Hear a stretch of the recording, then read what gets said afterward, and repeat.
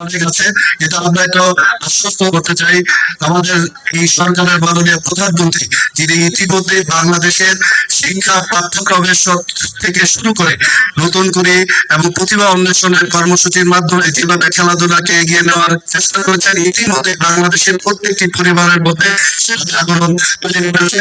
আমরা প্রত্যাশা করি আশাবাদী অচিরেই বাংলাদেশ ঘুরে দাঁড়াবে।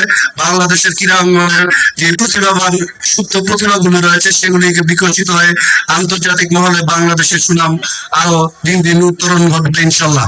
আমরা জাতীয় দলের নারায়ণগঞ্জের অনেক প্রতিভাবান খেলোয়াড় বাংলাদেশের এই ফুটবল অঙ্গনে বিরাট ভূমিকা রেখেছে। আমরা প্রত্যাশা করি আগামী দিনে সেটা অব্যাহত রাখবে আমাদের মাননীয় যে প্রধান অতিথি আছেন ওনার নেতৃত্বে ফুটবলের নতুন জাগরণ করবে।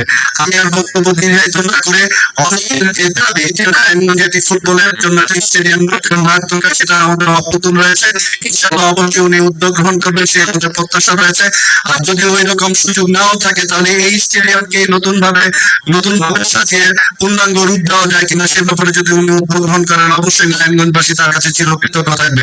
সবাইকে ধন্যবাদ জানিয়ে মোস্তাফিজুর রহমান ফাউন্ডেশনকে আবারও ধন্যবাদ জানিয়ে শুধু খেলাধুলা নয় আর্থিক সহযোগিতা মানবিকতার যে কোনো প্রয়োজনে মোস্তাফিজুর রহমান ফাউন্ডেশন যেভাবে এগিয়ে এসেছে আমরা তাদেরকে আমাদের দলের পক্ষ থেকে ব্যক্তিগত তরফ থেকে তাদেরকে আন্তরিক মোবারকবাদ জানিয়ে আমি আমার বক্তব্য শেষ করলাম। ধন্যবাদ সবাইকে।